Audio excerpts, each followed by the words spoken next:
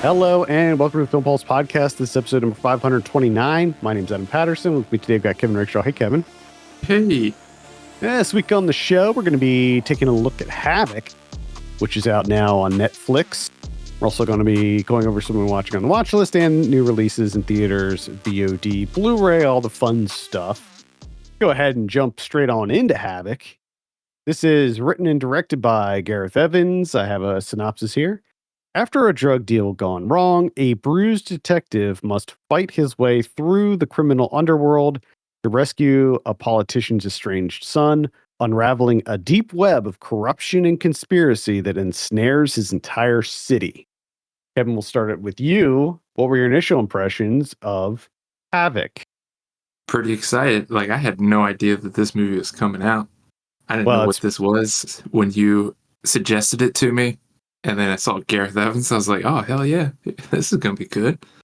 Been gestating. This movie's been gestating for many years. I think I read that the principal photography was done in 2021 on this one. So it's been sitting for a while. Which is funny because it's like, why? I think I read that the reason was like they needed to do reshoots. Just like not anything major, just regular standard reshoots. And like they ran into, there was like a strike and there was like schedule conflicts and all this stuff. And it kept getting pushed back. Which, okay. I mean, because Havoc. All right. This story, this complex web of whatever, it's a fucking mess. Like, it's dumb as hell. And it's so poorly explained, but also overly explained at the same time, and never quite makes sense or comes together. Like, it's just a bunch of shit happening, and it's all just an excuse for two fucking awesome action sequences. That's it. That's what this movie is. It's two awesome action sequences. And for an hour and 45 minutes, like, I thought that all of the, kind of superficial setup bullshit was enough to sit through because those two action sequences are phenomenal. So, like, I essentially got what I wanted. Mm-hmm. Yeah, I am in 100% agreement with you here. I think that the thing is, like, I think that Gareth Evans, we already know that he's a phenomenal director when it comes to act. Like, his action sequences are second to none. He does such an incredible job shooting action. But I feel like the Raid 2 showed that he does have the ability to tell a compelling story as well, because the Raid 2 was like much deeper and larger in scale and scope than the first Raid, which was, an incredibly stripped down by design, a stripped down story. But with Havoc, what you have here is essentially like it feels like an 80s, 90s cop thriller, like a gritty, dark, nasty cop thriller that would have dropped in the 80s or 90s. And the problem is that, like, it just plays with those same tropes. And the story is like the most generic, bland thing that is like so easily forgettable that it's it's terrible. Like, the story is just so bad. But but you have like good performances in here. Like, you have good, like, I think Tom Hardy was great in this. Forrest Whitaker was solid as this like corrupt mayor. And then you have Timothy Olyphant, who plays one of the corrupt cops alongside of Tom Hardy. And I think Timothy Olyphant needs to get more work because I think that he's extremely underrated. But, like, yeah, aside from those couple action sequences, like, this movie's just so dry. And it's not the way that it's filmed, it like makes it look fun and exciting even when like we're in sort of the non-action moments. But man, like the narrative here is just so generic. So very generic. extremely generic, and they just keep layering corruption on top of corruption, like Mhm. thinking that that would make it interesting. Like at I every will turn, like, say, well, what if we add more corruption? Do you think that'll be enticing? well, It's not. the thing is, like, I do agree with you. Like, they do keep piling on the levels of corruption, but it does lead to, I think, one of the most exciting action sequences, the nightclub scene in this movie, when you don't even know what the hell. It's just pure chaos. Like Yeah, that action sequence, it's nuts. It's rare that you see in action movies more than just two sides fighting each other. You know what I yeah, mean? Like usually you have like one or two good guys going up against a horde of nameless, faceless goons. In this movie, for that one sequence, you got corrupt cops. They're going after people. They're going after the gangsters. They're shooting the gangsters. They're trying to shoot Tom Hardy, who's also a corrupt cop. They're trying to shoot these other two people who witnessed this this mass killing that took place. You got the Chinese gangsters who are trying to kill the cops and kill Tom Hardy, kill these other people, and it's pandemonium. And I absolutely loved that scene. Like, to me, that scene alone almost makes this worth the price of admission. oh yeah, definitely. Because up until that scene, I was ready to check out. Yeah, I I mean, was, I was, you had that car chase at the beginning, which I thought it was short, but I thought it was a good way, or a decent way to open the movie with you see it in the trailer, so I'm not giving anything away, where you see the guys dump a washing machine out of a car, or out of the back of a truck and through the windshield of a cop car. I will say the only thing that kind of held my interest up until the first fight sequence, which as soon as the first fight sequence, that one that you're talking about, as soon as that like kind of locks in and gets going, you know, as soon as that happens, I was in. I was like, yeah, Mhm. I don't care what else you do. I don't care how much you screw this up moving forward. Like you said, price of admission alone, phenomenal. Up until that point, the only thing that was really holding my interest is classic like Tom Hardy just kind of being slightly unhinged in his Yeah. performance, just enough that it's you got enough humor in there that you're just like, well, he could do anything at any moment. So let's see how this plays out. He's not necessarily a good guy in this, which, Oh no, I not at all. I like that. I like the fact that, like, he is not a good guy in this. In fact, there are very few, if any, good guys in this movie. No. Like, Jesse May Lee's character is probably the only one that I would say is even somewhat redeeming. Yeah, Everybody else is pretty much a rotten piece of crap. But, and yeah, I mean, that's what you're getting with a movie like this. oh yeah, because there's so much corruption, dude. I don't know if you Layers, got that. I don't know if you got that corrupt mayor, because it corrupt was, city. I mean, the city dude. itself, you might even say that the city itself is a character who is also Not corrupt. not only a character, it's like a villain. This is a movie where they took that idea of like, could the city be a character? And this movie, what they decided to do was not only is it a character, but it's also a villain. Mhm, mhm. Yeah, Everyone's a villain, definitely, even the definitely. city. The cars Vill too. Cars are villains, the weather's a villain, everything. Mm-hmm. Everything is Mm-hmm. a villain. Lighting, Lighting, villain, yeah. glass. So what on a visual level, what did you think of this? Uh, It was shot digitally, but they added a film grain filter to it, so it yeah, looks a lot more kind of filmic than, no, I don't what think you that might works expect. necessarily.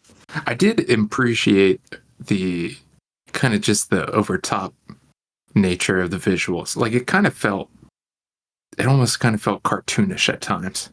Yeah, I mean, you have the kind of very kinetic camera movements, and that's sort of what Evans, I think, is kinda known for with what he did in The Raid 2, where that camera is moving, boy. That thing's zooming in and out and flipping around and doing all kinds of crazy acrobatics.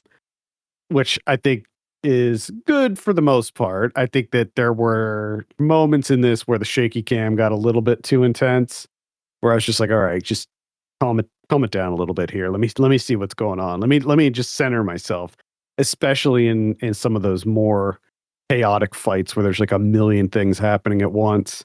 But I liked the film grain aspect of it. I think that I would actually like it more if more movies just did that in general to make it look more like film, because I prefer the look of film over the glossiness of digital. And hey, if you can shoot it on digital but make it look like film, I'm fine with that. Like, trick my brain, that's okay. So I liked it overall on the visual side. Yeah, there was like a couple car chases. Those are decent. It's extremely gory. Well, I wouldn't say gore. I'd say more violent. There's some gore in there. Uh, pretty pretty gnarly things happen. The harpoon scene comes to Mhm. mind. Not going to give that away, but woof, there's a harpoon.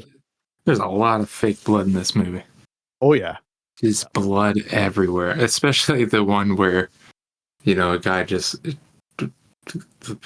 unloads an entire full magazine into someone at point blank range, and just a waterfall there's of blood. there's multiple times where people are just blasted with entire magazines at close range. There's people getting shot with shotguns at point blank. I mean, just that Yeah, scene when like Forrest Whitaker was in the car and they went after him and killed the people in the car. Just like, and to be honest, holy like crap. some of these, especially like the end, the last sequence, but some of these sequences, man, like the rounds of ammunition almost become like absurd levels. Like it's almost like Dadaist in its violence. Yeah, I Where it's mean, just like this is so out of control and absurd. I wasn't there were a couple scenes where I thought about it, but I wasn't really like trying to keep track. I don't do that really in movies where I pay attention to reloads and stuff too much.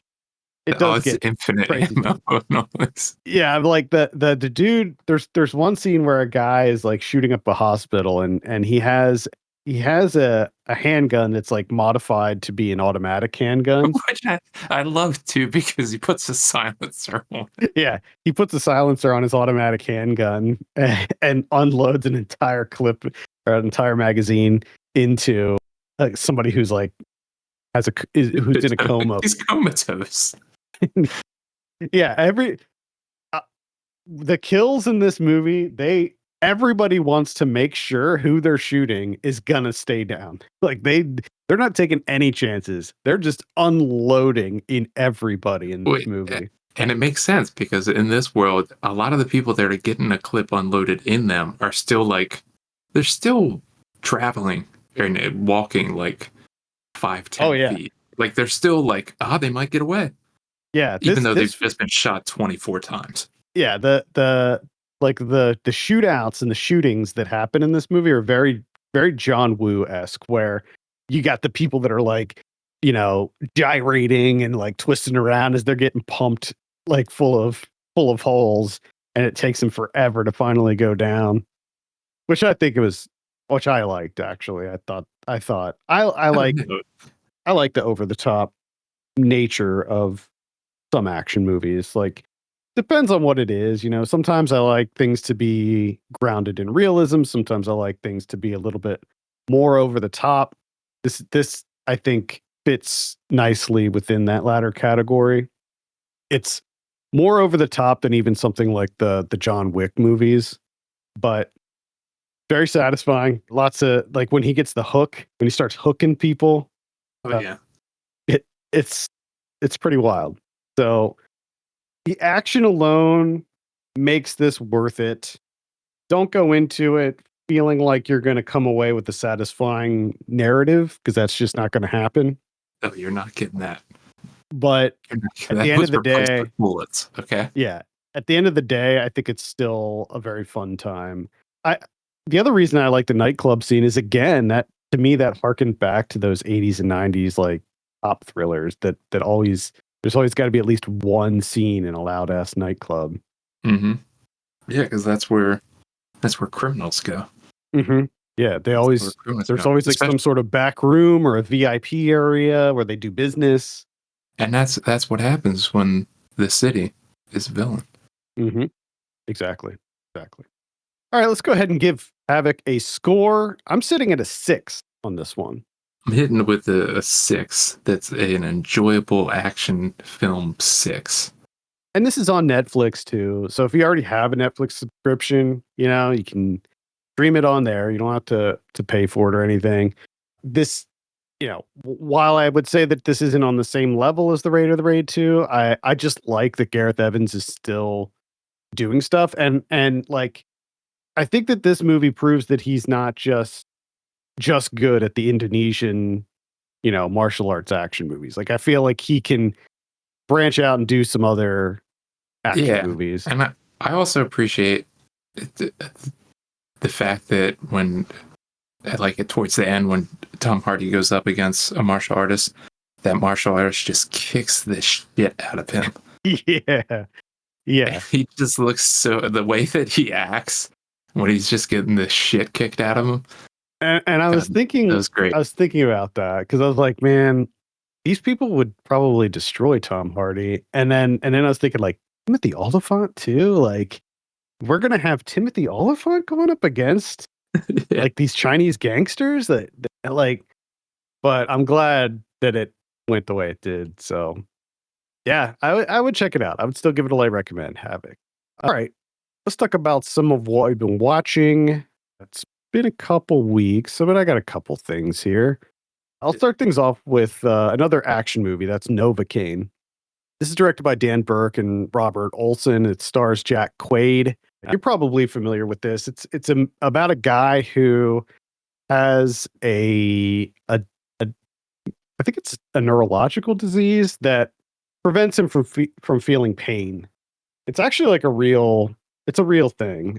But in the movie, he plays an assistant bank manager, and he's like kind of a dork. He's like, because of his disease, he is always like just very, very careful because something could happen. Like in the movie, he says like, I could be eating something and bite my tongue off and I wouldn't even know it. So like he's like just super, super careful about everything that he does.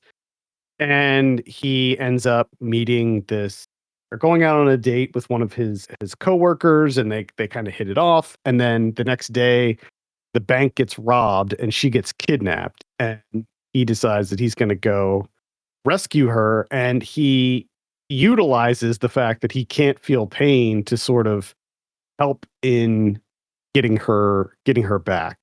And it leads to lots of comedic situations involving him getting like stabbed and shot and beaten and burned, but he just powers through because he can't feel it. And it's fun. It's a fun one. This is the same directing duo that did Villains and Body, both of which I liked. I liked Villains more than Body, but they also did Significant Other with Micah Monroe, but I didn't see that one yet. But I think I'm gonna seek that one out now that I saw Novacaine and liked that quite a bit. So I'd give it a recommend. It's on VOD. Check it out. It's a fun one, and it is super violent too. Like surprisingly, Guys everywhere. I know, man. He's having a moment. Every fucking movie I see, Quaid. Yeah, except for the next movie I'm going to talk about. Actually, the next 3 movies that I'm going to talk about, yeah, he wasn't in any of them. So, well, okay. So, the first one that he wasn't in was 1994's Cemetary Man. That instead has Rupert Everett. Yeah, Jack Quaid was only 2 when that came out. So, yep. I mean, he might be in it. Maybe if there's a baby, if there's a little toddler in it. Maybe. I can't remember, honestly. Cemetery Man did not leave a lasting impression on me. This movie was a bit of a mess. It's very bizarre. Rupert Everett, he's a cemetery watchman, and his job is just to kill the zombies. So I forget the specifics, but I think it's like 7 days or a certain amount of days after they're buried. They come back to life. He's there.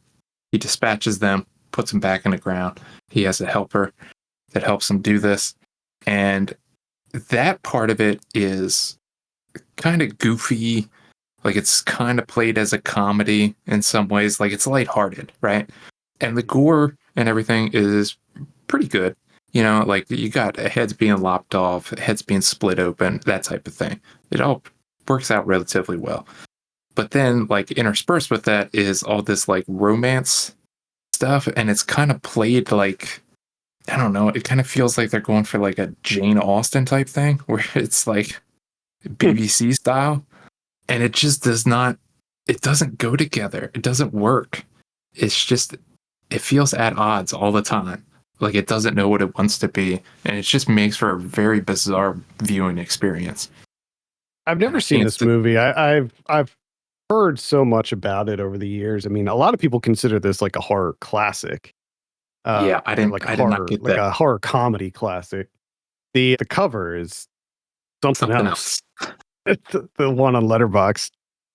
Which is what a goofy cover. And it's another thing that kept throwing me is that cover, the fact that it's from 1994, the fact that like Rupert Everett shows up on the screen, but the way in which it's like filmed, it feels like an 80s movie. Like it's yeah, it's weird. Tubi though. That's on Tubi, as you probably Yeah, guessed. check it out on Tubi. There you go. Looks like it's on Shudder too. All right, I saw. Let's see. I'll say Hell of a Summer. This is directed by Finn Wolfhard and Billy Brick. Say this is a horror comedy about a summer camp horror comedy. I love summer camp movies. Did not love this movie though. Did not love this movie.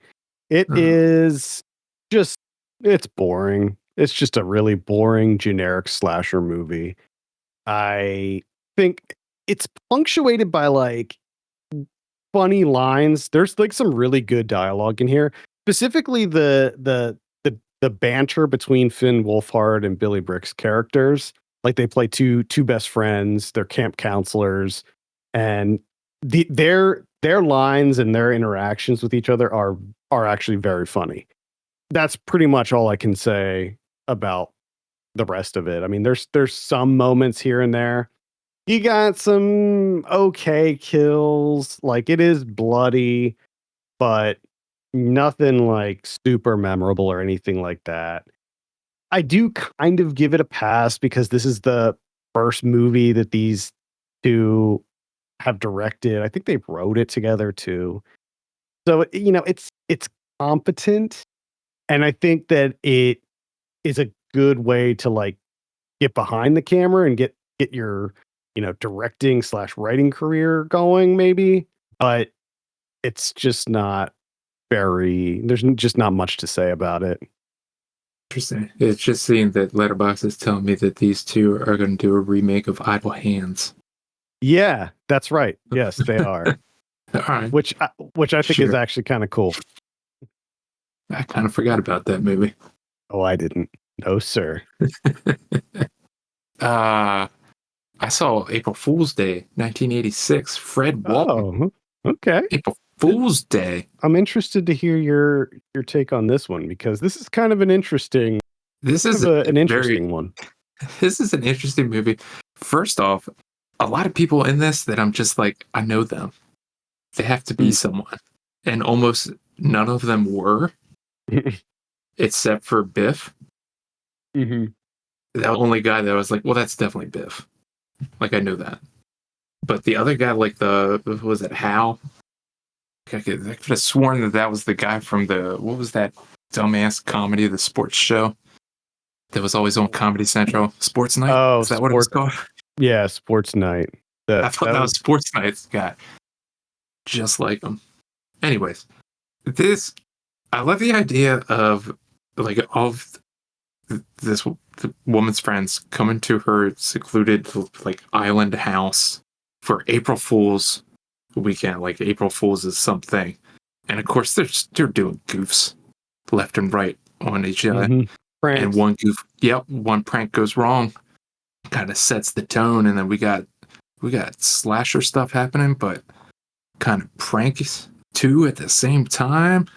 This is bizarre. Things are weird, and I gotta say, for the most part, I enjoyed this. Normally, like an ending of this type in this movie would, I think, otherwise would normally irritate me a little bit, but because of what this movie is, I was I like, liked you know it. what, you did a good job pulling this off. Like, Yeah, I I didn't like the really see ending. this coming, so you did it. You got me. Yeah, great poster too. It's such a good idea too, because like, Muffy St. John, like, she's perfectly normal. And then like there's a hard change where she's just completely different and no one's Yeah, like, dude, what the hell's wrong with Muffy? No one. They're just like, oh yeah, Muffy, she's just different now. it's great. Yeah, Good stuff. I definitely Good I stuff. definitely enjoyed April Fool's Day. Yeah, I'm a fan of that one. Let's see. I saw Locked. This is directed by David Yarovesky with Bill Skarsgård and Anthony Hopkins. This is about a guy who down on his luck, man. He just cannot get a break. His car's in the shop and he's like a delivery driver. That's how he makes his money. But he obviously can't work because his car's in the shop, but he doesn't have enough money to get his car out of the shop. He owes $450. So he decides that he's gonna try to just steal some stuff out of cars. So he's like looking around for cars that might be unlocked that he can just, jack some a phone or whatever. And he sees this like super nice looking car in this parking lot. And guess what? It's unlocked. And he climbs in and he's like looking around for stuff to steal and he doesn't really find anything. So he tries to just get out of the car and the car is locked. No. And he finds out this is not a normal car. This is Oh, this is some kind of super crazy high tech car. And what proceeds is a psychological horror that the owner of the car, played by Anthony Hopkins, decides to put this guy through decides to put him through hell, really. And so he messes with him various ways by like there's tasers in all of the seats so so he can shock him whenever he wants. He can like make it super hot in the car or super cold. He can like crank up the music real loud for long periods of time. And he just tortures this guy. Tries to break him, tries to break his brain. And it's okay. I like talked about it a million times. I like these kinds of movies that are like single location, person trapped in a situation. I like that. It, there wasn't anything like revelatory or anything in this. It was just kind of a fun little thriller. Anthony Hopkins plays this like psycho old man, like really well as you might expect. And Bill Skarsgård's definitely turning into a real actor because I know it might not be saying much, but like he was actually pretty good in this. When I don't think that he's like a particularly good actor in anything else. Even like Pennywise, but I don't even count Pennywise because that's such a character. yeah. Anyway, light recommend maybe. Locked. There's some kind of wild stuff that happens. That sounds like a pass for me. Yeah, Uh, it's the only other thing I watched was Eephus, directed by oh, Carson Lund. this is on my list. I just haven't watched it yet. I'll be interested to see what you think of this. Like, I don't think you necessarily have to be into baseball to like this movie. I think it definitely helps a little bit. Well, But I used to be very into baseball. So, well, I think you'll be okay with this. and This is just kind of like I this. love baseball movies. So, Well, this isn't your typical baseball movie. So this is like a rec league, a mhm. New England rec league, like a men's league, uh, full of people well past their prime, let's say, and they're getting together to play like their last game in this rec league because there's a construction project that's going to start, and they're going to raise this whole area, this baseball field, soccer field. They're going to build a new school. And of course, the guy that's kind of headlining that project is like one of the captains of. He's getting kind of the brunt of it, of them playing their last game, and it's just kind of about like these guys, like their friendship and their camaraderie of getting together to play this in this league that they don't seem to really enjoy. Let's say, like, it's an excuse for them to get out of the house and to be with each other and to, like, you know, there's always, like there's this an excuse for them to get together and like pal around, but it has to be sports related. But they're not particularly good at the sport, nor do they seem to enjoy it because it hurts them a lot. Yeah. But they also love it at the same time, and they don't want the game to end because, of course, it's the last one. And it's just like, it's a perfect like Sunday afternoon. Like, it's about baseball, but it's not about baseball. And it's just, the pacing of it is just perfect. That was the vibe I was getting from this. Like, I was kind of hoping there was just be like a light kind of feel good, just a feel good movie. Yeah. And it's got like great moments of just like quietness to it. There's some absurdity to it. There's a little bit of everything. There's a decent mix of comedy. It's definitely worth a look. It's interesting. I enjoyed it. Yeah, I'm excited to check this out. Again, that's Eephus. That's on VOD platforms right now. All right, let's take a look and see what we have coming out in theaters this week. We got Thunderbolts. That's the new Marvel one. No opinions on this at all. I will not. I've never heard of Thunderbolts. I'm not super familiar with them either. I know the only reason I know any of the characters really is through the other movies. So they've all been featured in, or most of them have been featured in the other Marvel movies. So I don't know what to think about this one. Maybe I'll check it out when it hits VOD. Who knows? I also have The Surfer. That's the Nicolas Cage one. That one I do want to see. I can wait for VOD, but I still want to see it. Speaking of VOD, this week we got Death of a Unicorn is hitting VOD. Pretty excited for that one. Are you interested in that one at all? Yeah, not really. Yeah, all right. We got The Friend. We got The Last Spark of Hope. We got Sacramento. Janice Ian, Breaking Silence. No idea what is this? The Rock Doc? Yeah, it looks like a rock doc. We got Marcy's. We got In Camera. These Days. Hellbent on Boogie. See what else. We got Another Simple Favor. Going to be on Amazon Prime. Silent Partners. Rust. The infamous Rust is coming out. I didn't think that they were going to release that movie at all. I thought that movie was done for. I feel like they just shouldn't. Yeah, I mean, I agree. The movie's probably not going to be any good. I guess it would be one thing if the movie was incredible, like a triumph, and it would be honoring her to release it in some way, but like I think it's probably going to be like a really generic Western from the looks of it. But who knows? Maybe it's amazing. I don't know. I'm probably not going to see it. We got Salvable.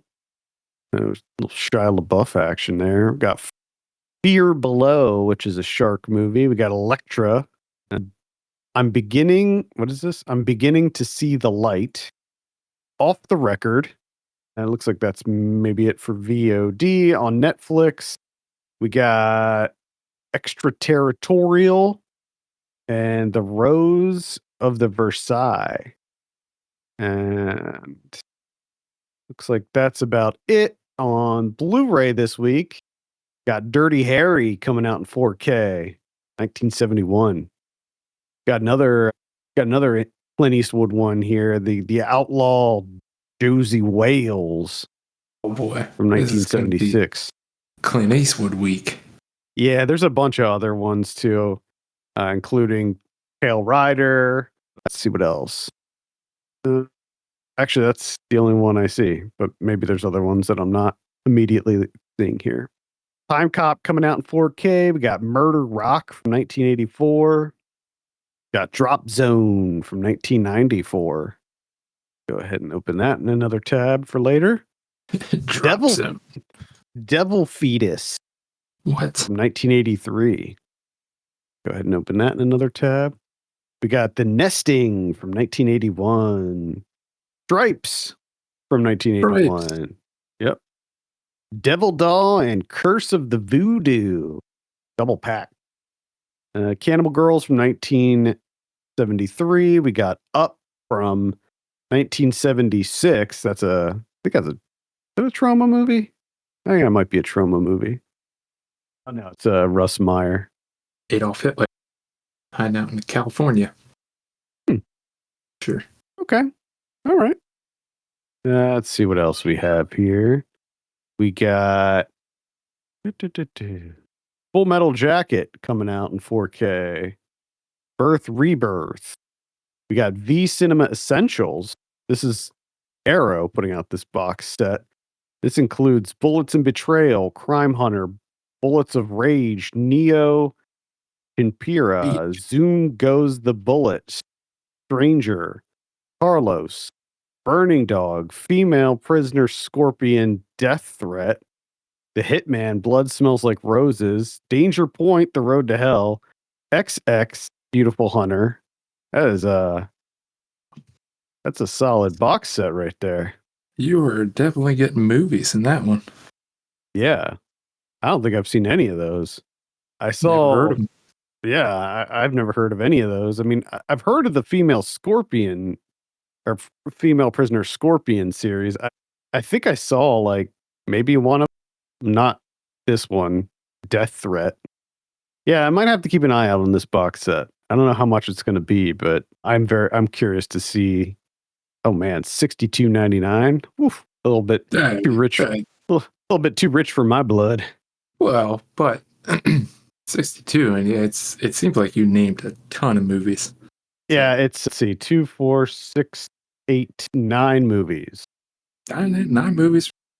I mean, that's fine. Like I'm not complaining about that price. It's just like I've never seen / heard of any of those, so they might suck. I don't know. Last Tango in Paris from 1972. Cannibal Orgy and the Films of JT4. I don't know if it's 4 or IV. JT, maybe JT4. I don't know. Let's see. Last Breath. There's a bunch more. You can check out Blu-ray.com for all the rest. There's too many. There's too many. There's too many. It's a huge list this week. What about Criterions? Man, we got a ton of Criterions too. Yeah. Normally it's like 1, it's 3. You got 2 Sean Baker movies. You got Prince of Broadway from 2008 coming out on Criterion. And you got Nora coming out on Criterion. Just saw this, didn't like it. I didn't think you were going to like that one. It felt like a knockoff Softies movie, but worse. I also saw it, and I really didn't see what the hype was all about. I love Sean Baker, but this one I felt like was, and I haven't seen all of his movies. I haven't seen Prince of Broadway, but like Honora for me, it was fine, but not anywhere close to his other films. And like, I'm not a huge Sean Baker guy to begin with, but I was very perplexed with this one. Because at least like the other movies, it was like, I could see it. Like I could get it. Why people were enamored. This, I was just like, why? I mean, comparing this to Honora to the Florida Project, like I feel like there's just no comparison there. And even Tangerine, I thought was just so far better than Honora. Yeah. And then the other one is Basquiat from Julian Schnabel. Jeffrey Wright as Basquiat. It's a good movie. All right. Nice. Yeah, I think that's going to do it for this week. Thank you so much for listening. You can send us your questions and topics to podcast@filmpulse.net. And if you could, consider giving us a review on your platform of choice. Kevin Rakestraw, my name's Adam Patterson. We'll see you next week.